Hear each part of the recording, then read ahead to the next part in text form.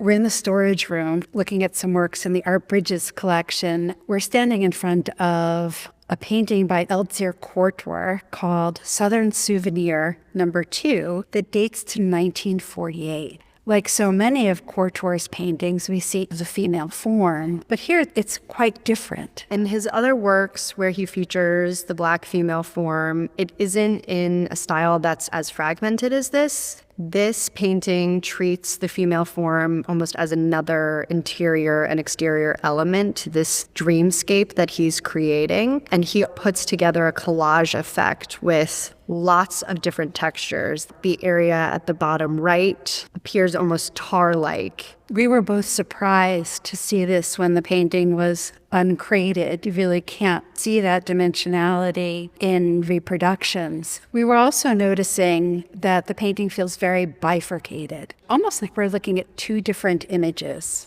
The newspaper serves, as you say, this kind of moment of bifurcation between the left and the right side of the painting. The newspapers that we are looking at are not only historical references to places in the South. We can see the letters that belong to the word Birmingham, perhaps, but it also acts as a way to cover up the lower regions of the female torso. The title of the work, Souvenir, can guide us in the interpretation of this painting. So if we're looking at the wallpaper in the left, and we are also looking all the way to the right at the brick and the door knocker, as well as the plaster that he puts on top of the brick, flaking away, that might reference the souvenirs of his paintings from the 1930s and 40s when he was working with the Works Project Administration. And during this period, he's creating paintings that depict the very poor living conditions of those in Chicago's South Side, the Black communities that moved during the Great Migration.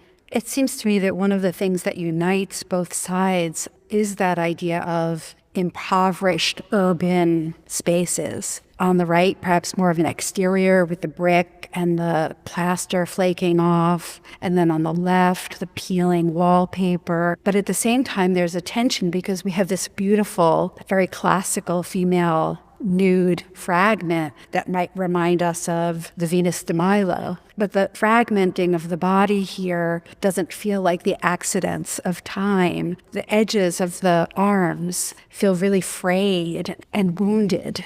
I was noticing the way that the edges of that tar-like thick material look like flames, and even the form of the wood that comes over her body looks like a flame. So we have all of these contradictions that could take us in so many different directions. We would be remiss not to discuss the possibility that Souvenir in the title of the work might reference the nighttime lynchings and the horrendous tradition of keeping parts of Black bodies that were lynched as souvenirs, or the postcards, which have been well documented. And of course, lynching is only one aspect of the breadth of violence perpetrated against Black people during the Jim Crow South and this period just at the beginnings of the Civil Rights Movement. It's so interesting to me how he suggests all of these things, but in this kind of dreamscape. In the 1940s, he went to the Gullah Geechee Islands off of the South Carolina coast, and he encountered cultures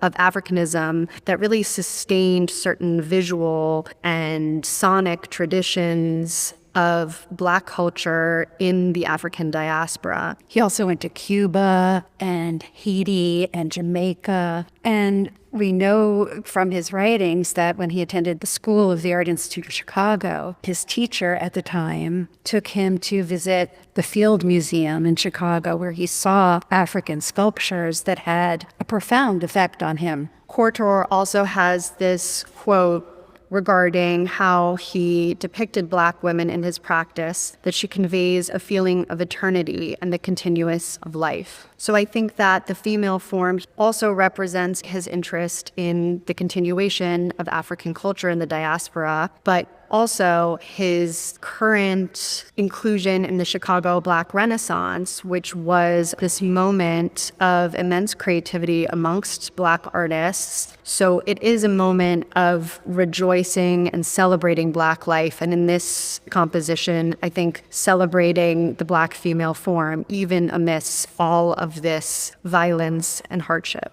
The way that this seems like a collage, fragments that are put together, speaks to that idea of him mining his own work, mining his memory, his dreams, and presenting us with this really mesmerizing painting.